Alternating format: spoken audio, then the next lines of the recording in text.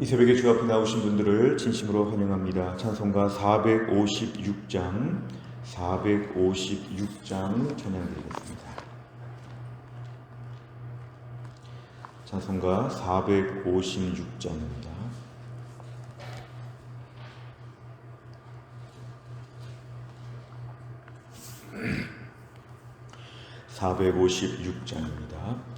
거친 세상에서 실패하거든 그 손 못자국만 줘라.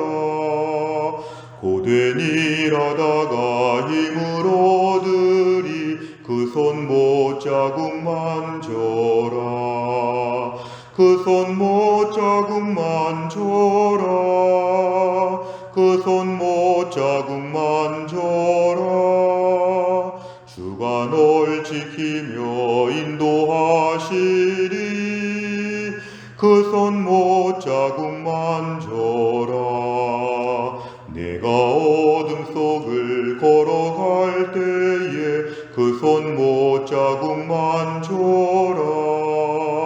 주가 참 평안을 내게 주시리 그 손 못자국만 줘라. 그 손 못자국만 줘라. 그 손 못자국만 줘라. 주가 널 지키며 인도하시리 그 손 못자국만 줘라. 내가 부활의 주 따라가려면 그 손 못자국만 줘라. 내가 주 안에서 길이 살리라 그 손 못자국만 줘라. 그 손 못자국만 줘라. 그 손 못자국만 줘라. 주가 널 지키며 인도하시리 그 손 못자국만 줘라. 너의 죄악의 짐 무거울 때에 그 손 못자국만 줘라. 마음 문 열고서 주를 모셔라 그 손 못자국만 줘라. 그 손 못자국만 줘라. 그 손 못자국만 줘라. 주가 널 지키며 인도하시리 그 손 못자국만 줘라. 아멘. 하나님 말씀은 사무엘상 14장 24절부터 35절까지입니다. 사무엘상 14장 24절부터 35절, 페이지로는 429페이지에 있습니다.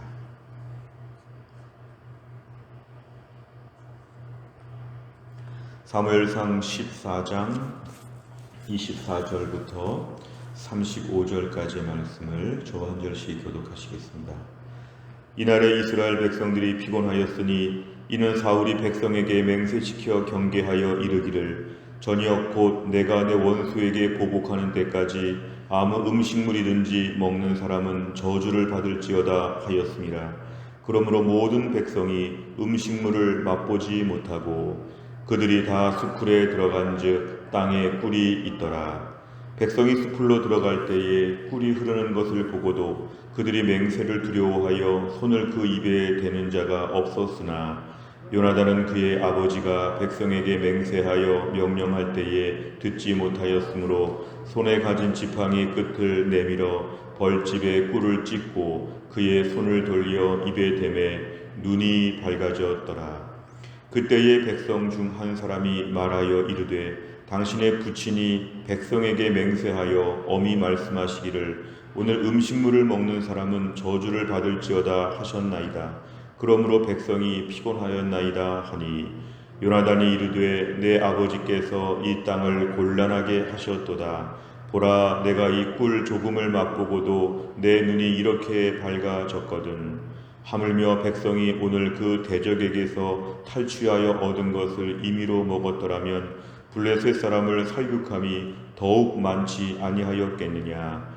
그날에 백성이 믹마스에서부터 아얄론에 이르기까지 블레셋 사람들을 쳤으므로 그들이 심히 피곤한지라. 백성이 이에 탈취한 물건에 달려가서 양과 소와 송아지들을 끌어다가 그것을 땅에서 잡아 피채 먹었더니 무리가 사울에게 전하여 이르되 보소서 백성이 고기를 피째 먹어 여호와께 범죄하였나이다. 사울이 이르되 너희가 믿음 없이 행하였도다. 이제 큰 돌을 내게로 굴려오라 하고 또 사울이 이르되 너희는 백성 중에 흩어져 다니며 그들에게 이르기를 사람은 각기 소와 양을 이리로 끌어다가 여기서 잡아 먹되 피째로 먹어 여호와께 범죄하지 말라 하라 하매 그 밤에 모든 백성이 각각 자기의 소를 끌어다가 거기서 잡으니라.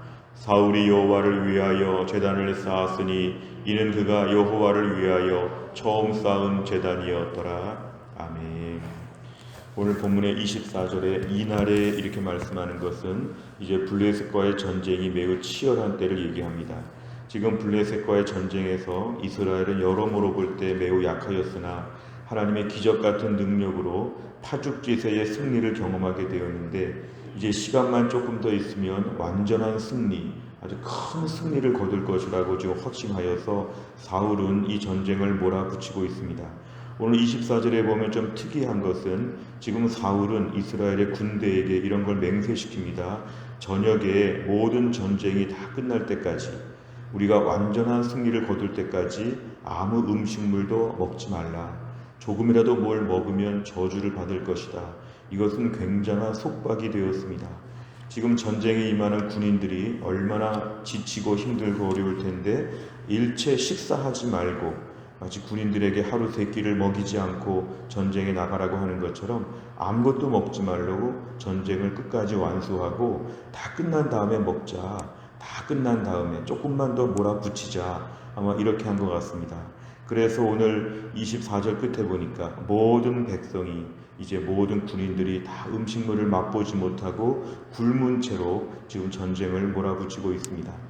25절에 보니까 그들이 수풀에 들어간 즉 땅에 꿀이 있다고 했는데요.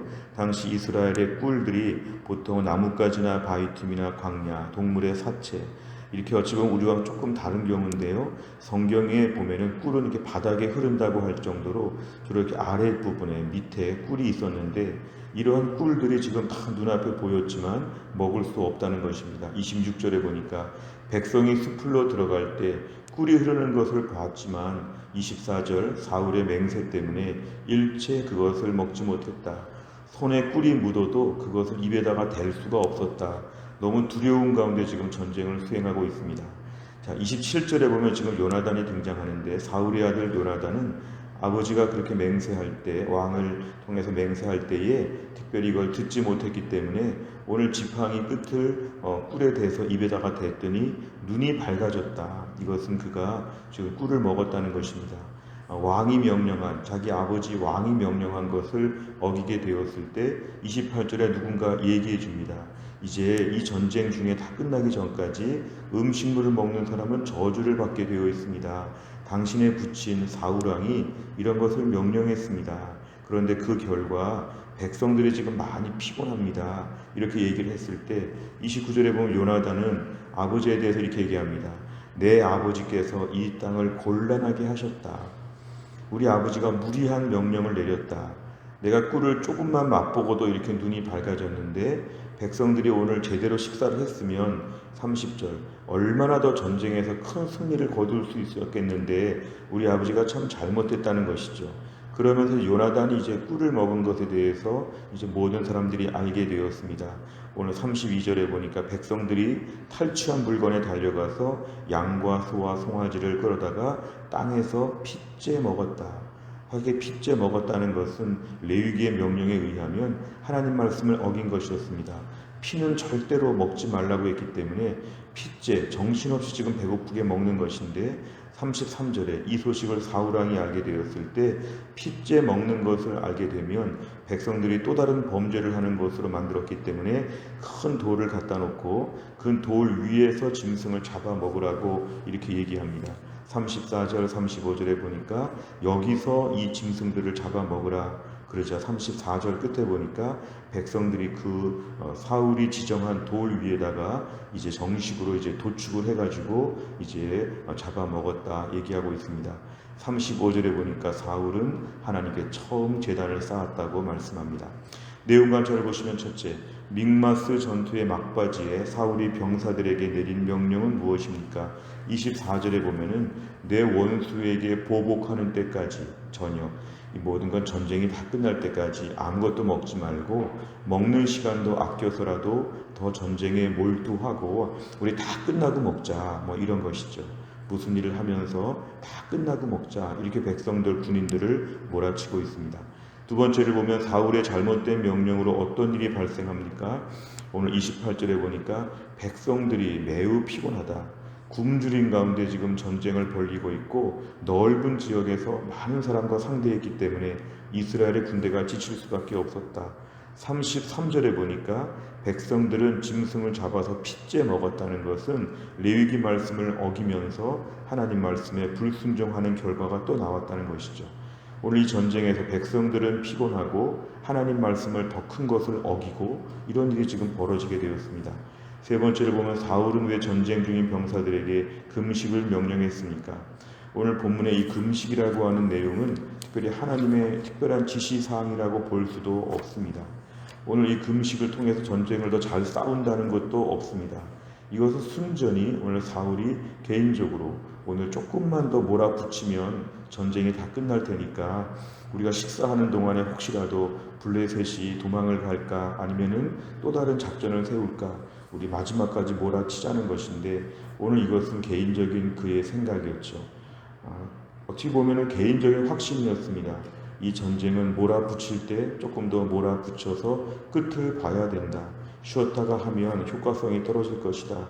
나름대로 생각이었는데 그 결과는 오히려 별로 효과도 없었고 오히려 더 불리한 쪽으로 끝나게 되었습니다.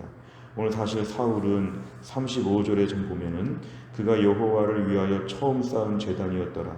이 짧은 한 절의 말씀을 통해서 사실 사울의 영적인 상태를 저희가 좀 짐작할 수 있습니다. 하나님 앞에서 제단을 쌓는 것을 놓고 처음 쌓았다고 하는 말씀도 나왔고 또 어제 그제 말씀을 통해서 이 전쟁에 매우 수동적으로 요나단 아들은 용기 있게 나가 싸우는데 사울은 숨어 있고 매우 소극적이고 매우 이 전쟁에서 좀 부족한 모습을 보였는데 결국 사울은 상태가 안 좋았다는 걸 우리가 알 수 있죠. 어찌 보면 무모한 명령을 내리고 단 자신의 지금 독자적인 이러한 명령으로 말미암아 더 어려움을 끼친 것입니다. 우리가 이 말씀을 좀 묵상해 보면 우리가 오늘 이 땅을 살면서 수많은 일들 중에서 때론 하나님께서 주신 분명한 말씀도 아니고 나의 개인적인 생각으로 무슨 일을 판단하고 결정할 때 때로는 실수할 때가 참 많습니다. 불필요한 일들이 참 많습니다.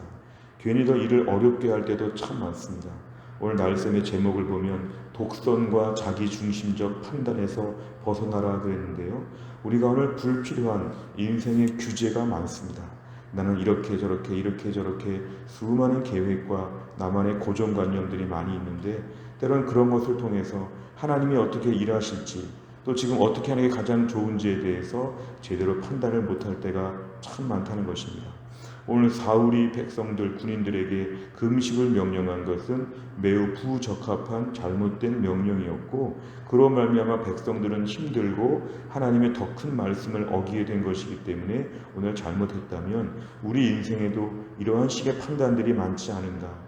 조금 더 자유하고 조금 더 겸손하고 조금 더 부드러운 마음으로 하나님 앞에 엎드려서 기도해야 되지 않는가. 이런 부분을 오늘 좀 묵상할 필요가 있습니다.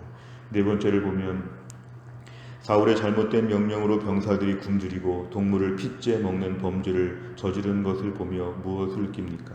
오늘도 우리 인생의 가정이나 직장에서 우리 주변의 많은 삶에 있어서 혹시나 우리가 불필요한 지나친 꼼꼼함, 지나친 철저함, 너무 디테일한 생각들, 이런 것이 우리를 감옥에 가두는 것처럼 힘들게 할 수가 있습니다. 나도 힘들고 남도 힘들 수 있습니다. 나만의 특별한, 지나친 나만의 자기 확신, 어찌 보면 믿음의 사람들은 날마다 우리의 심령이 구원에 대한 것은 분명한 확신이 필요하지만 예수 믿고 구원받고 천국 가는 것 이외에는 모든 것은 다 문을 열 수 있어야 됩니다. 하나님이 어떻게 하실지 모르고 내 생각이 잘못될 수 있고 항상 하나님 앞에 부드러운 심령을 갖는 것을 우리가 오늘 기도해야 됩니다. 구약의 메시지를 보면 우리에게 은혜 받은 심령은 부드러운 심령으로 바뀐다고 했습니다. 굳은 심령은 오늘도 하나님의 은혜를 누릴 수가 없고 오늘 24절에 사울 같은 결정을 할 수밖에 없습니다. 이건 절대로 안 된다. 이건 절대로 안 된다. 내 생각에는 이렇게 해야 된다. 이러한 것이 때론 옳은 일일 수도 있지만 의외로 많은 부분에 있어서 잘못된 규제와 속박이 되어서 나도 힘들고 남도 힘들 수 있다는 것이죠. 오늘의 기도 제목은 이것입니다. 내 심령이 굳어지지 않게 하여 주시옵소서. 개방성과 여유를 가지는 것이 필요하고 하나님이 어떻게 하실지, 이 일이 어떻게 하나님의 뜻으로 이루어질지에 대해서 기대하는 마음으로 부드러운 심령을 달라고 기도하는 것, 불필요한 명령과 이런 것들을 다 내려놓을 수 있는 자유함을 주옵소서. 하나님이 어떻게 하실지 나는 모른다고, 나도 모르는 게 있다고 하나님께 기도해야 되겠다고 백지 상태로 하나님께 기도하는 자유로운 믿음, 이것이 오늘 본문에 매우 중요합니다. 다섯 번째는 나의 잘못된 판단으로 다른 사람까지 어려움을 겪었던 적이 있다면 언제입니까?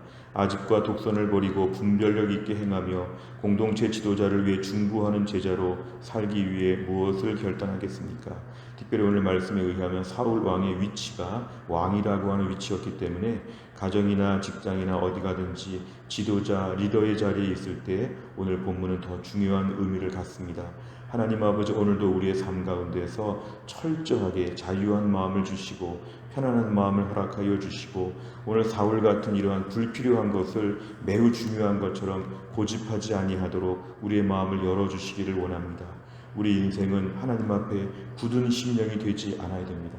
사실 세상적으로 볼 때도 사람이 늙지 않는 것은 열린 마음을 가질 때 늙지 않는다고 합니다.